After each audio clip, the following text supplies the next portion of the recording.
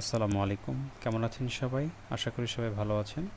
আজ আমি আপনাদেরকে উইন্ডোজ সার্ভার 2022 কীভাবে একটি এডি ইউজারকে এনাবেল বা ডিজেবল করতে হয় তা করে দেখাবো। প্রথমে আমি আমার ওয়ার্ক স্টেশনটাতে যাব। এটা আমার উইন্ডোজ সার্ভার 2022। আমি এখন এটাতে লগ ইন হব।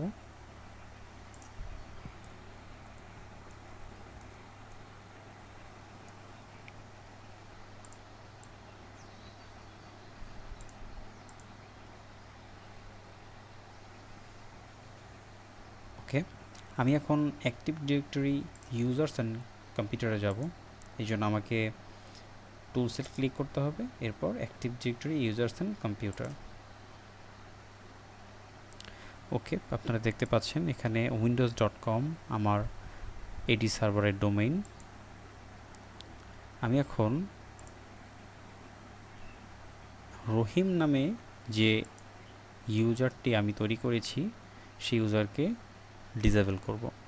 কোনো ইউজারকে ডিসেবল করতে গেলে সেই ইউজারের ওপর right click, disable account, object Rahim has bin disable, অর্থাৎ আমার রহিম নামে ইউজারটি ডিসেবল হয়ে গিয়েছে। আমি পুনরায় যদি এটিকে এনাবেল করতে চাই, পুনরায় right click, enable account, object Rahim has been enable. আমার রহিম নামের ইউজারটি এনাবেল হয়ে গিয়েছে। এভাবেই সহজেই একটি এডি ইউজারকে এনাবেল বা ডিসেবল করা যায়। ধন্যবাদ সবাইকে আমার ভিডিওটি দেখার জন্য। আমার ভিডিওটি ভালো লাগলে চ্যানেলটি সাবস্ক্রাইব করুন, লাইক, কমেন্ট এবং শেয়ার করে অপরকে দেখার সুযোগ করে দিন।